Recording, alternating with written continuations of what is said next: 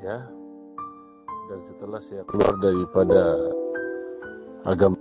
Ini sebelum saya tanggapi, saya ingin tahu dulu, Anda itu pendeta, paderi, atau jemaat biasa? Silakan.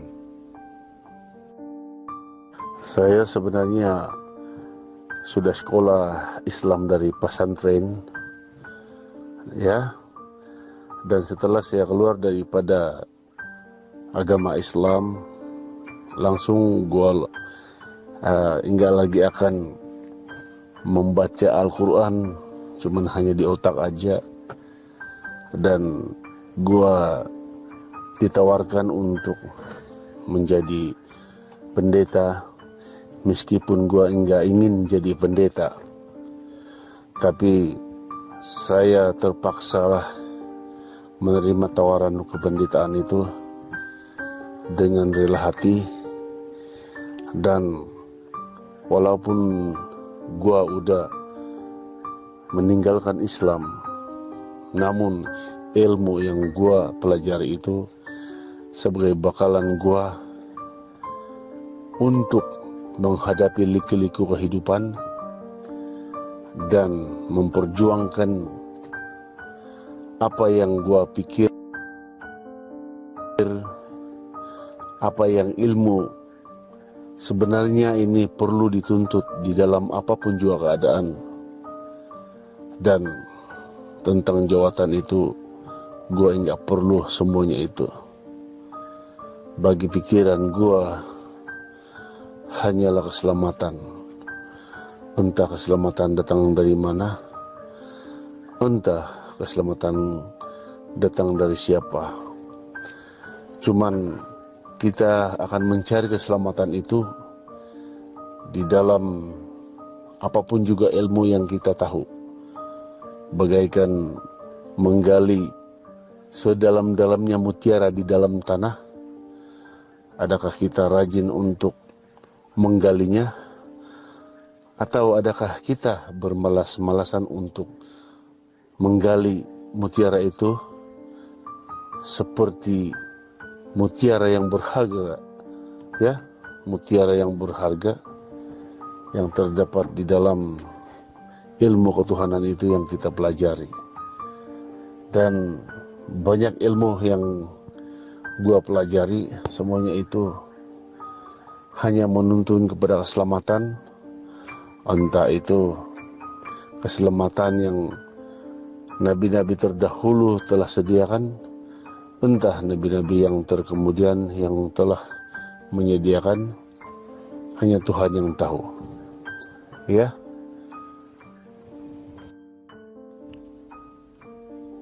Jadi Anda adalah seorang murtadin.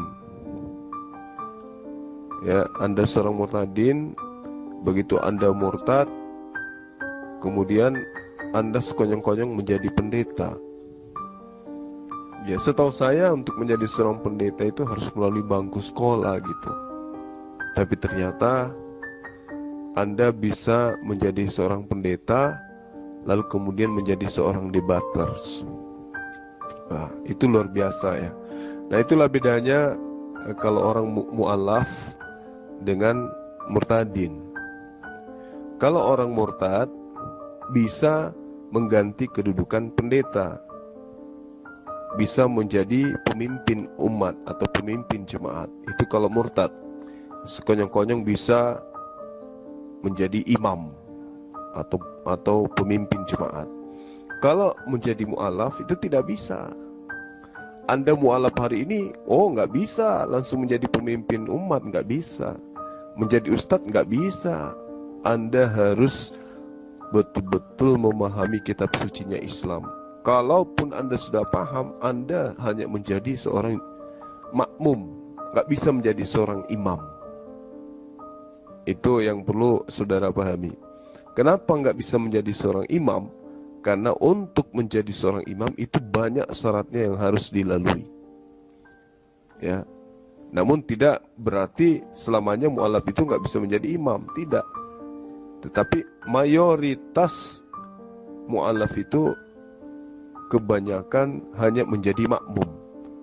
Intinya untuk menjadi pemimpin, jangan mimpi menjadi mu'alaf, pemimpin umat.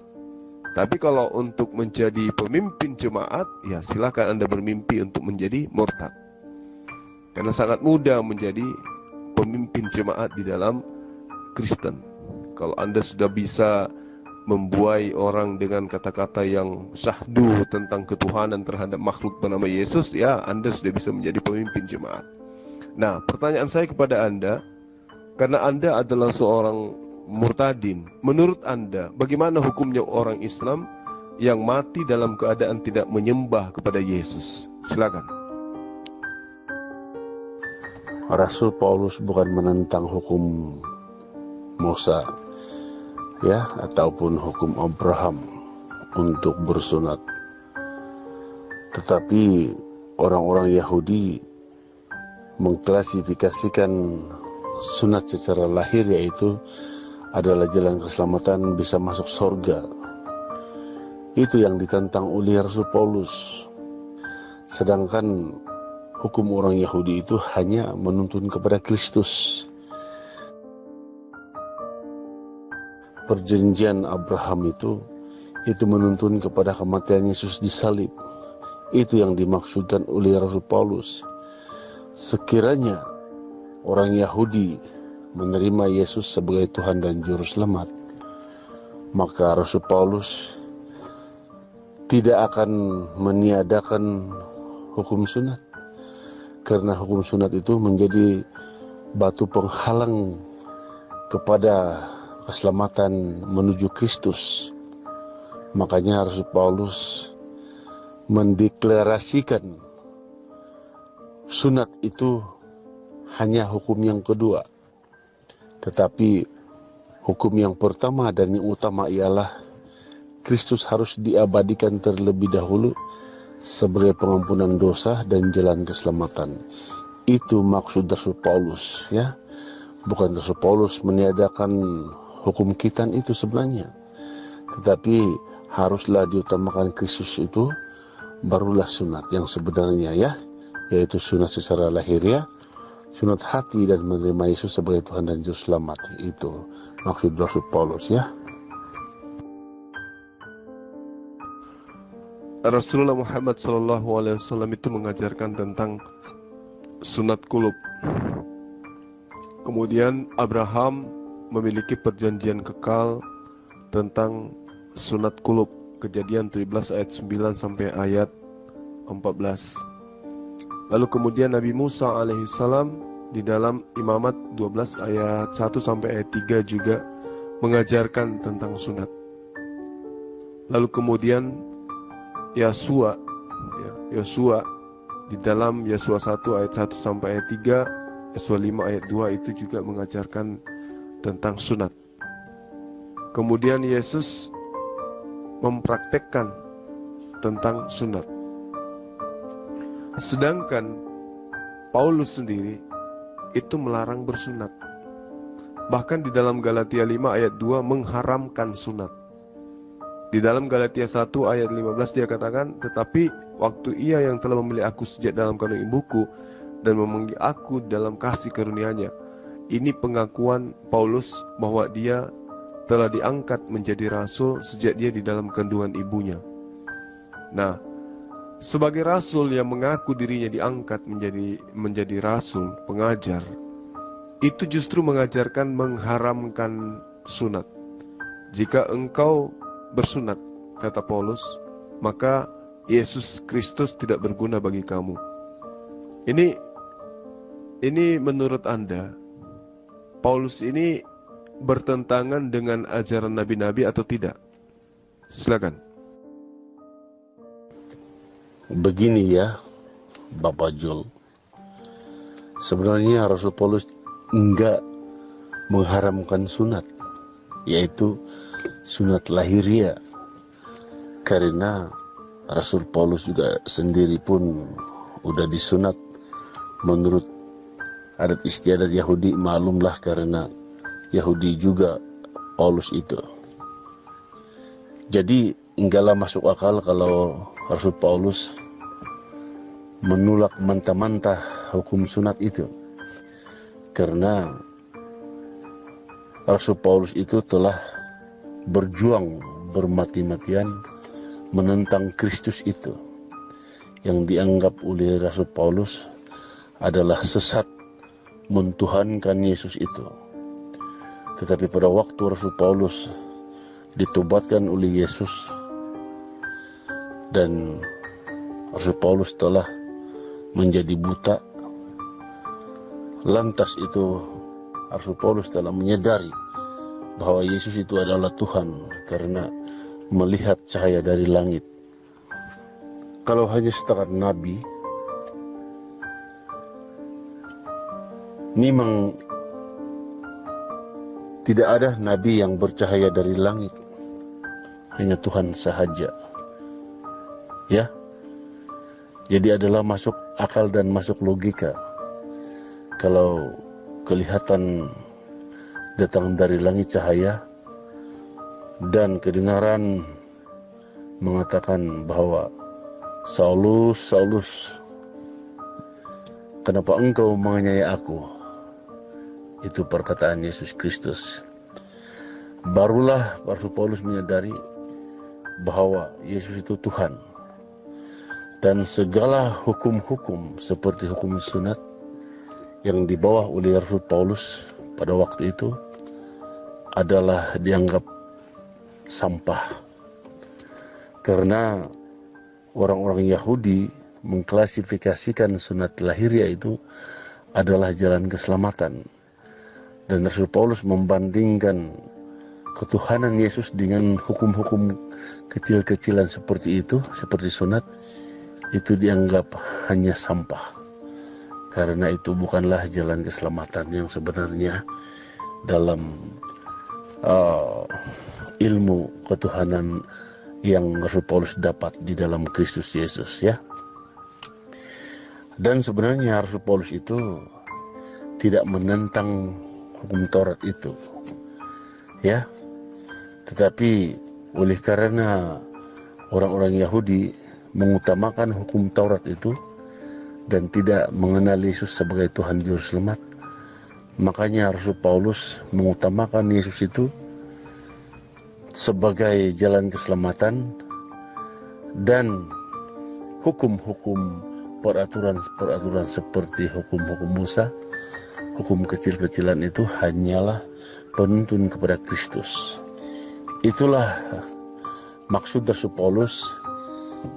Di dalam nas kitab suci tidak ada Rasul Paulus mengatakan mengharamkan sunat itu sebenarnya, tetapi Rasul Paulus memberi kepahaman bahwa adalah lebih baik, ya, bersunat secara hati dan bukan bersunat secara lahiriah, karena lahiriah itu hanya sunat perjanjian, tetapi kalau bersunat secara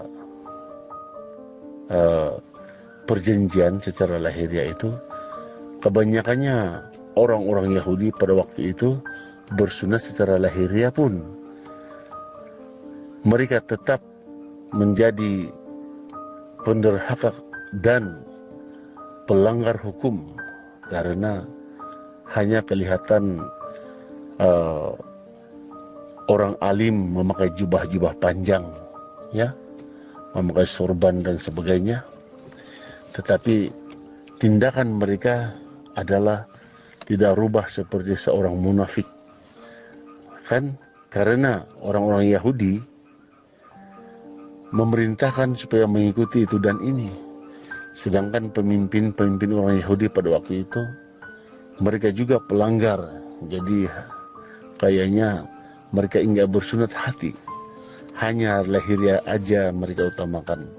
Dan Rasul Paulus lihat akan hal itu, dan Rasul Paulus mengatakan bersunat atau tidak bersunat itu tidak penting, karena Rasul Paulus harus memberi penjelasan seperti itu supaya orang-orang Yahudi sadar bahwa jalan keselamatan itu bukanlah secara khitan, secara lahiriah, tetapi khitan secara hati dan menerima Yesus sebagai Tuhan Juru Selamat. Itu adalah hukum yang utama dan jalan keselamatan masuk surga, ya. Itulah Rasul Paulus untuk menjelaskan bagaimana hukum dan bagaimana anugerah Kristus itu harus diutamakan daripada hukum kita. Paulus itu memang bersunat karena dia adalah seorang penganut ajaran Torah, dia adalah ahli kitab. Tapi setelah menjadi agen daripada Romawi, penganut ajaran pagan, dia murtad. Lalu kemudian dia menjajakan ajarannya kepada siapa? Kepada non-Yahudi. Tidak ada satupun surat yang dikarang oleh Paulus itu yang dikirim kepada pemukiman-pemukiman Bani Israel. Selamanya dikirim kepada orang-orang yang sudah menganut Trinitas jauh sebelum Kristen diproklamirkan menjadi sebuah agama dan kepercayaan. Itu yang perlu Anda pahami. Paulus atau Saulus dari Tarsus itu jelas adalah orang yang mengaku sebagai rasul. Dia bukan murid Yesus dan tidak termasuk ke dalam ke-12 murid Yesus yang setia.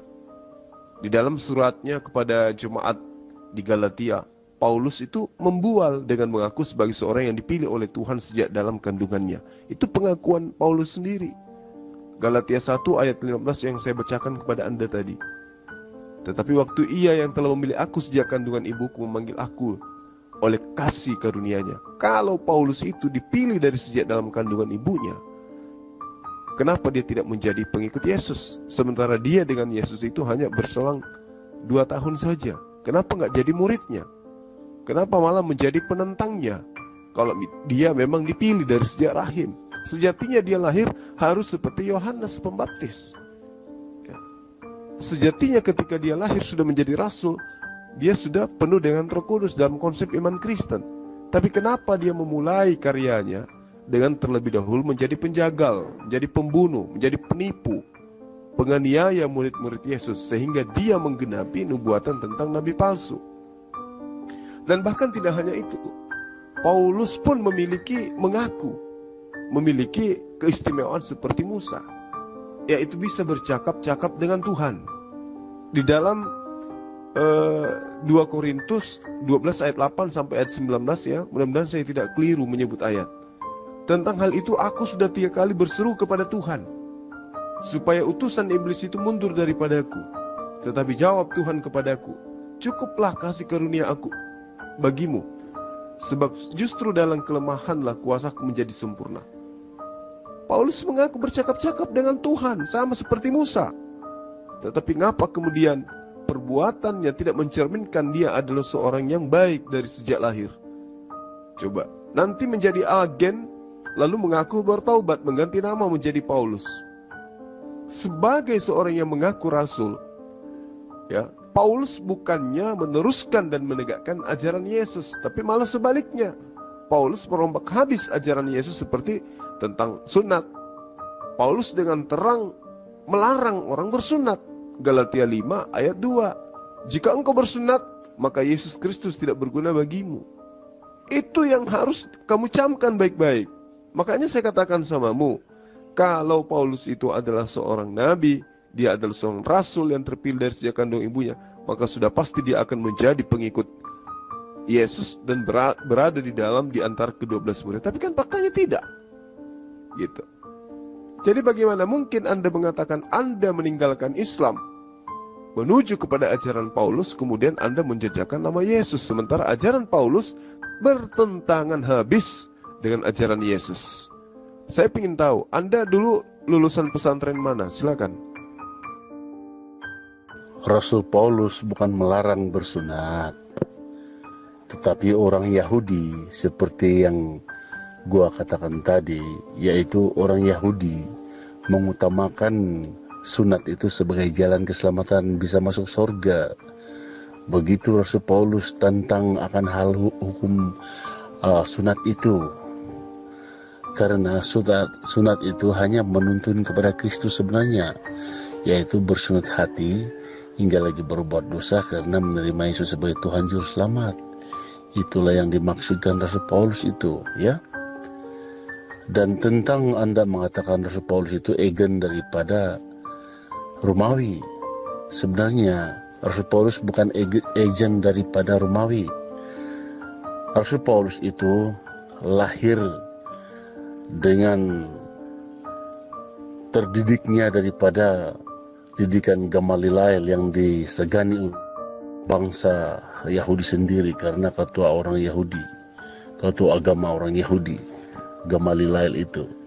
Dan Rasul Paulus lah yang terdidik di bawah kekuasaan Gamaliel selaku ketua agama. Dan Rasul Paulus itu adalah sekolahnya tinggi, ya, pada zaman itu. Makanya segala kejahatan yang dilakukan oleh Rasul Paulus itu telah dibalas kepada Rasul Paulus pada akhir kehidupannya. Makanya Rasul Paulus telah dipancung oleh Nero, ya. Jadi Rasul Paulus memang benar apa yang Rasul Paulus katakan, ia dipilih sejak daripada kandungan ibu, ya. Dan bukanlah sebenarnya dipilih daripada sejak awal Rasul Paulus itu untuk menjadi pengikut Kristus yang baik pada mulanya, ya.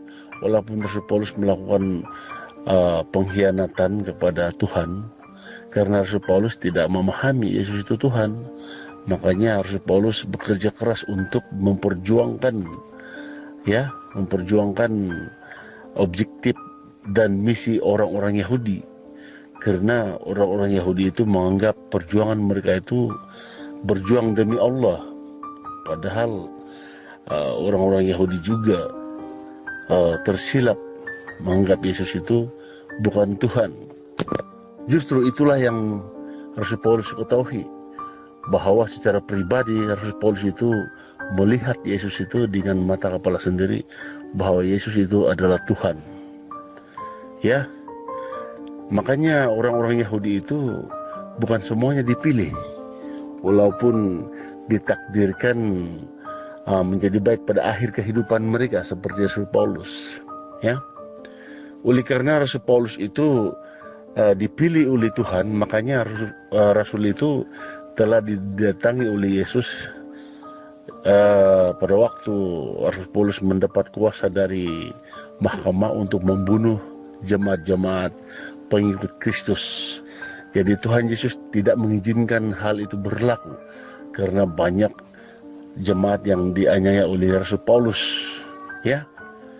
Dan akhirnya Rasul Paulus itu diutus oleh Yesus kepada orang-orang kafir dan bukan diutus untuk orang-orang Yahudi, karena ia harus membayar dosanya yang dilakukan oleh Rasul Paulus selama itu. Makanya Rasul Paulus telah menderita dalam pemberitaan penginjilan akan Yesus Kristus itu. Itulah balasan apa yang telah dilakukan Rasul Paulus selama ia menganiaya Kristus, dan setelah ia percaya kepada Kristus sebagai Tuhan dan Juru Selamat. Dan Rasul Paulus juga telah mengakhiri pertandingan, walaupun ia teraniaya, Rasul Paulus tetap menerima kematiannya, itu mati martir. Dan tentang sunat, Rasul Paulus itu menerangkan bahwa bersunat itu bukanlah yang utama, ya. Rasul Paulus hingga melarang orang bersunat sebenarnya, tetapi Yesuslah yang Rasul Paulus utamakan terlebih dahulu, barulah bersunat. Itu yang dimaksudkan Rasul Paulus itu, ya. Ya, begitu. Jadi jangan salah paham tentang pemberitaan Rasul Paulus itu. Andai kata kalau Rasul Paulus itu bukan bangsa Yahudi sendiri, maka masuk akal dan logika bahwa Rasul Paulus itu menentang untuk bersunat. Tetapi oleh karena Rasul Paulus itu bangsa Yahudi, dan enggaklah masuk akal kalau Rasul Paulus itu kamu katakan menentang hukum khitan itu, ya. Jadi Rasul Paulus enggak menentang hukum khitan itu, cuman Rasul Paulus menentang pegoan mereka, kesesatan mereka.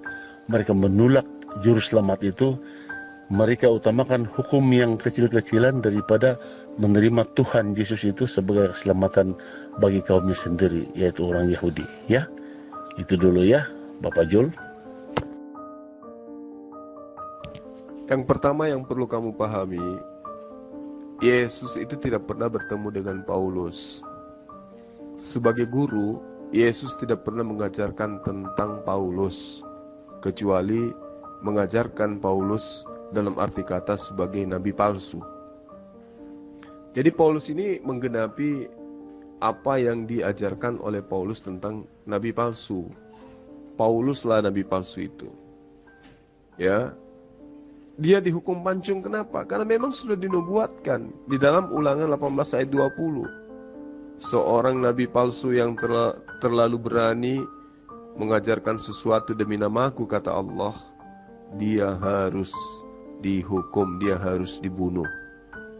Nah, itulah yang terjadi terhadap Paulus. Karena dia adalah seorang nabi, ya, maka dia harus menggenapi nubuatan tentang nabi palsu. Makanya dia dibunuh dengan cara sadis seperti itu. Kamu katakan Paulus itu tidak membatalkan hukum Taurat. Siapa bilang? Kau katakan bahwa Paulus itu tidak membatalkan hukum sunat. Siapa bilang? Di dalam Roma itu jelas dikatakan, Roma 2 ayat 29 ya. Dikatakan bahwa sebaliknya seorang Yahudi yang sejati adalah orang yang hatinya berjiwa Yahudi. Dan sunat yang sejati adalah sunat di hati yang dikerjakan oleh Roh Allah, bukan yang dicatat di dalam buku. Orang semacam itu menerima pujian dari Allah, bukan dari manusia. Lalu kemudian di Roma 3 ayat 1, kalau begitu apakah untungnya menjadi seorang Yahudi? Dan apakah faedahnya menuruti peraturan sunat? Ya. Jadi Paulus itu menekankan bahwa lebih penting sunat hati daripada sunat kulub. Sementara Allah menjadikan sunat kulub itu sebagai perjanjian kekal dengan Abraham dan keturunannya. Di dalam 1 Korintus 7 ayat 18, lagi-lagi si nabi palsu ini mengatakan, umpamanya kalau seorang sudah disunat pada waktu ia menerima panggilan Allah, maka janganlah orang itu berusaha menghapuskan tanda-tanda sunat itu. Begitu juga kalau seorang belum disunat pada waktu ia menerima panggilan Allah, janganlah orang itu minta disunat. Dia melarang orang yang belum sunat itu untuk disunat. Di ayat 19-nya dia katakan, sebab mengikuti peraturan sunat atau tidak mengikutinya, kedua-duanya sama, tidak berarti apa-apa. Yang penting ialah menuruti perintah-perintah Allah. Sementara sunat itu adalah perintah Allah. Jadi ini adalah kebodohan yang nyata ketika kamu mengakui Paulus itu adalah orang yang benar, sementara ajarannya itu tidak berdasar kepada firman Tuhan, tidak berdasar kepada ajaran-ajaran Yesus. Ya, kamu coba perhatikan kata kekal di dalam kitab Kejadian ayat 10 sampai ayat 14 di Kejadian 17 itu. Inilah perjanjianku yang harus kamu pegang, perjanjian antara aku dan kamu serta keturunanmu, yaitu setiap laki-laki di antara kamu harus wajib disunat. Itu perkataan Allah. Wajiblah dikerat kulit khatammu, dan itulah akan menjadi tanda perjanjian antara aku dan engkau, kata Allah. Anak yang berumur 8 hari harus engkau sunat, yakni setiap laki-laki di antara kamu, turun-temurun, baik yang lahir di rumahmu maupun yang dibeli dari orang asing. Intinya begitu ayat itu. Dan orang yang lahir di rumahmu dan orang yang engkau beli dengan uang harus disunat. Maka dalam dagingmu lah perjanjianku itu menjadi perjanjian yang kekal. Jadi bukan di hati, tapi di daging. Itu perjanjian kekal. Ya. Kembali kepada pertanyaan saya. Anda itu tadinya di pesantren mana sih? Jawab.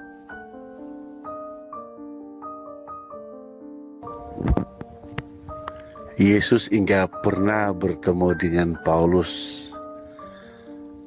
Jadi bagaimana dalilnya di dalam Kisah Para Rasul bahwa Rasul Paulus pada waktu itu bukan Rasul Paulus tetapi Saulus yang telah ditangkap oleh Yesus ditobatkan oleh Yesus karena perbuatan Saulus itu menganiaya jemaat-jemaat.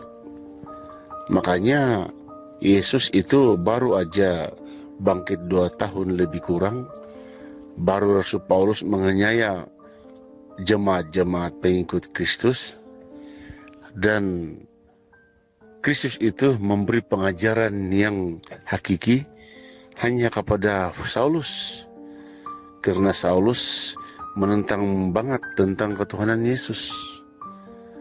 Karena Saulus sudah tentu mengatakan Yesus itu bukan Tuhan. Makanya Saulus menganiaya jemaat-jemaat untuk dibunuh, ya. Karena makin lama makin berleluasa pengikut Kristus itu. Dan orang-orang Yahudi udah berkurangan pada waktu itu, hingga lagi percaya tentang kepimpinan orang-orang Yahudi karena mengutamakan hukum-hukum sunat. Justru kebanyakannya orang-orang pada waktu itu udah dihinggapi oleh Roh Kudus dan mengerti tentang hukum dan mengerti tentang anugerah. Ya, harus dipahamkan ya bahwa sunat itu berlaku sebelum Kristus disalibkan. Setelah Kristus disalib, maka sunat atau tidak bersunat itu enggak penting, kata Rasul Paulus. Karena Rasul Yohanes telah datang untuk membaptis dalam pertaubatan. Karena baptisan air itu adalah baptisan pertaubatan. Ya, itu kesinambungan daripada hukum sunat. Ya, kalau Allah saja mementingkan sunat itu, sudah tentu Rasul Yohanes mengatakan kamu harus disunat terlebih dahulu, barulah dibaptis dalam air dan pertaubatan. Karena pembaptisan Yohanes itu adalah pertaubatan, ya. Dan rata-rata pada zaman Yohanes banyak orang Yahudi yang telah percaya dan dibaptis, itu udah dibaptis, itu udah disunat baru dibaptis, Jul. Makanya itu bersunat atau tidak bersunat itu yang penting itu menerima Yesus. Karena Kristus sudah mati di salib, itu udah tergolong semuanya, disunat atau enggak bersunat itu tergolong semua untuk menerima keselamatan itu, Bapak Jul. Ya, meskipun Alkitab suci mengatakan itu adalah perjanjian turun-temurun, ya, tetapi di dalam Injil mengatakan hukum Taurat itu berlaku setelah Kristus belum disalib. Setelah Kristus disalib, maka hukum Taurat itu terhenti di sana, ya, sebab hukum sivil, seremonial, dan hukum upacara-upacara itu telah dipaku di kayu salib, itu terhenti. Tetapi tentang moralitas atau moral itu enggak disalib, ya, termasuk pembaptisan, ya. Pembaptisan Yohanes itu dilanjutkan untuk tanda pertobatan dan bukan tanda untuk disunat. Sunat itu menuntun kepada Kristus, yaitu bersunat hati, ya, digenapi dengan baptisan air. Begitu Bapak Jul, ya. Dan nggak perlu gua utarakan di sini pesantren di mana dan bila, nggak perlu gua terangkan karena itu nggak penting gua hadirkan di sini karena gua bukan lagi Islam, ya. Karena gua katakan pun itu nggak bermanfaat langsung juga. Yang penting gua udah menerima Yesus sebagai Tuhan dan Juru Selamat, meskipun ada bibit-bibit Islam di dalam diri gua, ya. Karena orang Islam yang sebenar menerima Yesus sebagai Tuhan dan Juru Selamat, ya. Itu bagi ilmu gua yang gua dapat. Karena kalau hanya kita beragama seperti agama apapun, tanpa Yesus itu adalah kesia-siaan bagi gua. Itulah paradigma yang gua dapat selama ini. Ya, Jul? Oke, Jul? Oke? Iya, oke, Jul.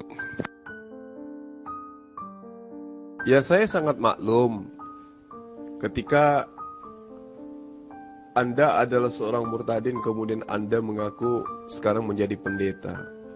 Maklum saya, karena tujuan Anda untuk murtad adalah menjadi pendeta, untuk mencari nafkah. Sehingga kamu menabrak rambu-rambu yang seharusnya kamu lalui, yaitu sekolah dulu, sekolah teologi, S1, S2, baru bisa menjadi seorang pendeta. Apa akibatnya kemudian? Kamu menabrak segala aturan. Aturan mainnya Tuhan kamu tabrak, aturan mainnya para nabi juga kamu tabrak. Kamu katakan, Yesus pernah bertemu dengan Paulus. Atas pengakuan siapa? Kamu katakan, Kisah Para Rasul. Lah, Kisah Para Rasul itu karangan siapa? Nah, makanya kamu menjadi pendeta KW, dalam arti kata pendeta yang hanya dilantik berdasarkan murtad, sehingga kamu tidak memiliki ilmu, gitu loh. Mohon maaf ini, kawan. Ketika Anda ditanyai siapa yang mengajarkan Anda bahwa Paulus itu adalah seorang rasul, Anda akan mengatakan Yesus. Mana dalilnya? Kamu katakan Kisah Para Rasul ketika dia dalam perjalanan menuju Damsyik. Dia ditangkap seperti ikan oleh Yesus, katamu. Kata siapa? Kata pengarang Kisah Para Rasul. Siapa dia? Lukas. Apa dasar pijakan Lukas menuliskan itu? Penyelidikan. Nah, apakah memenuhi syarat untuk menjadi firman Tuhan? Hasil penyelidikan atas peristiwa-peristiwa yang terjadi, di mana penyelidikannya ini berdasar kepada berita-berita yang simpang siur dari orang yang tidak dikenal. Tentu tidak, kalau Anda berakal. Apa ajaran Yesus tentang Paulus? Entek, nggak ada. Selain daripada nasihat-nasihat Yesus kepada murid-muridnya yang asli, akan datangnya seorang nabi palsu bernama Paulus. Apakah benar ada Yesus mengajarkan itu? Banyak. Salah satunya,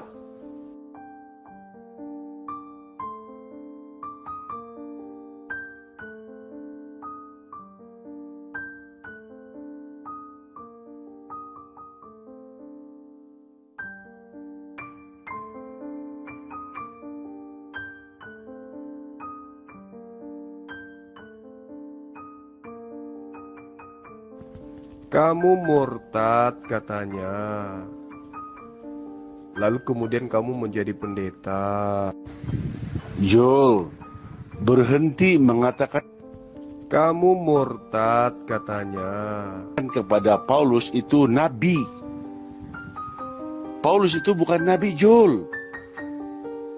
Paulus itu hanya rasul. Gelar nabi itu hanya berlaku kepada perjanjian lama. Dan gelar rasul itu hanya berlaku kepada perjanjian baru. Makanya Yesus itu merangkumi segala nabi dan Tuhan. Kecuali Yesus itu aja yang disebut nabi dan Tuhan di dalam perjanjian baru.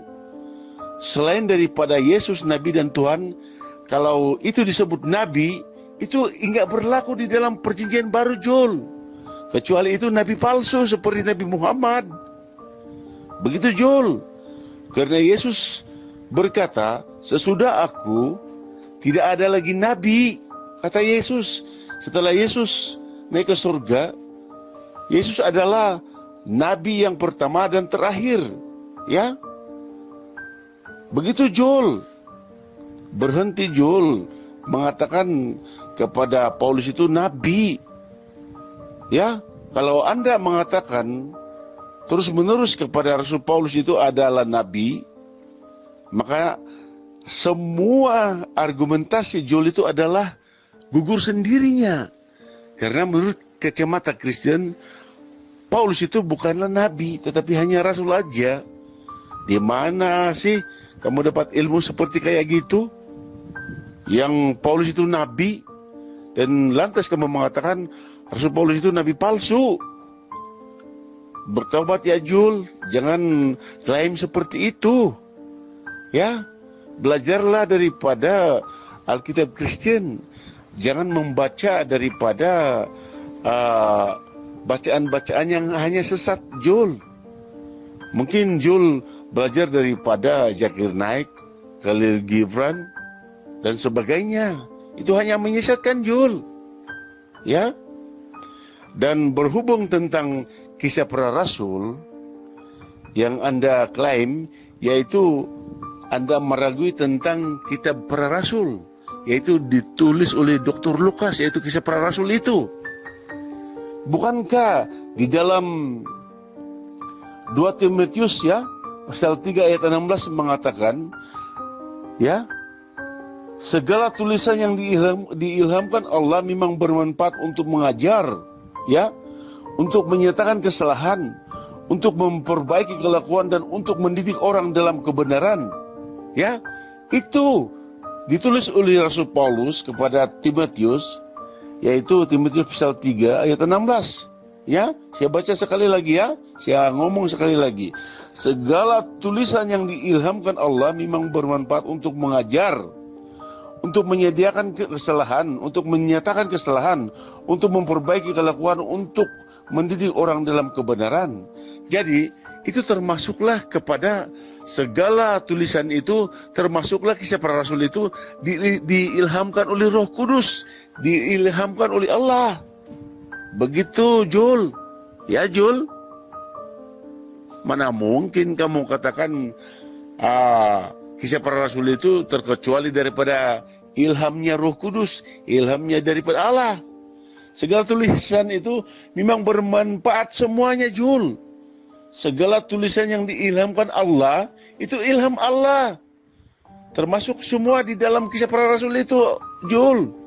Segala tulisan yang diilhamkan Allah itu memang bermanfaat untuk mengajar, untuk menyatakan kesalahan, untuk memperbaiki kelakuan, dan untuk mendidik orang dalam kebenaran, Jul. Dengan demikian, tiap-tiap manusia, kepunyaan Allah, diperlengkapi untuk setiap perbuatan baik. Ya, Jul? Adakah Jul mengklasifikasikan kitab kisah para rasul itu adalah asing daripada Alkitab? Bukankah kisah para rasul itu adalah ilham Allah juga? Dan kalau ilham Allah juga, itu adalah kitab suci, Jul, dan dapat dipercayai. Bertobat kau, Jul, ya. Jangan masuk neraka ya, Jul. Oke, Jul? Oke lah. Oke, Jul, ha?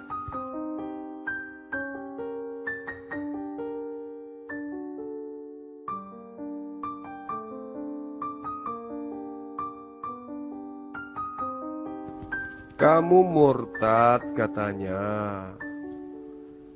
Lalu kemudian kamu menjadi pendeta tanpa kamu sekolah. Makanya yang ada adalah menipu dirimu dan menipu orang lain. Kamu katakan Paulus itu bukan nabi.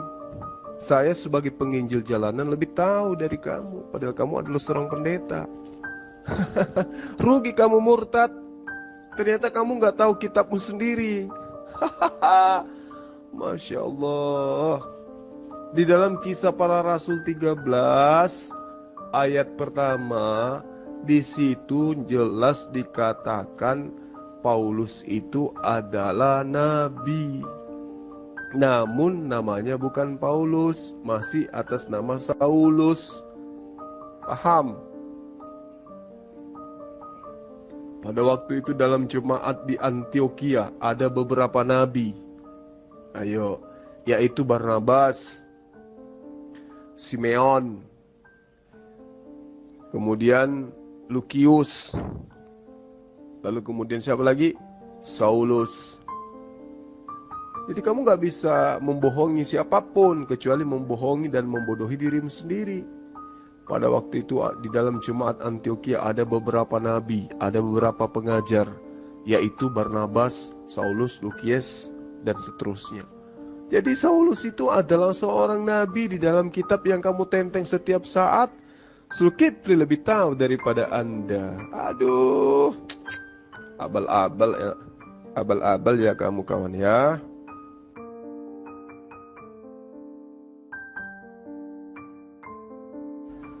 Jangan kesurupan Bu, pelan-pelan aja Bu, pelan-pelan aja ya.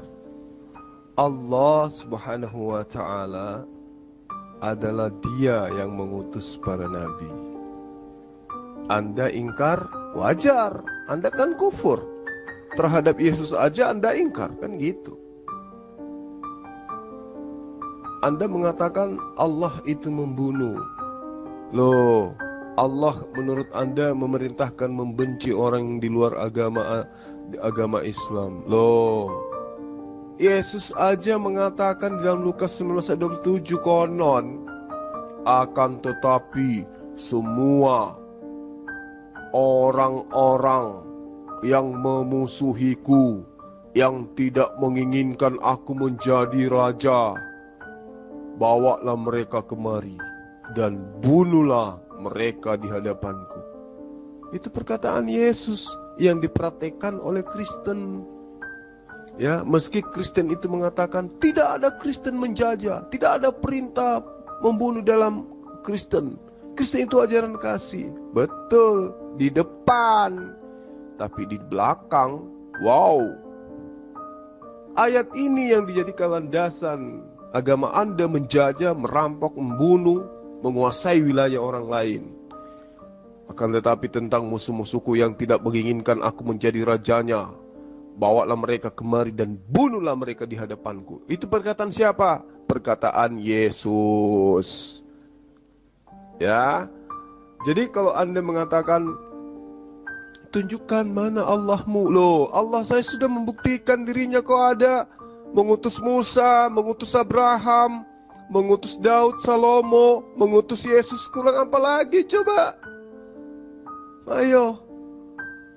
Ibu aja yang ilmunya nggak ada. Dikiranya Allah Subhanahu wa ta'ala itu adalah ada nanti pada zaman Muhammad. Allah itu tidak memiliki awal, tidak memiliki akhir. Yesus sudah diperintahkan untuk mengatakan kepada manusia, katakan Yesus kepada manusia, akulah Alfa dan Omega. Siapa itu yang dimaksud oleh Yesus? Allah. Baca ayat satunya.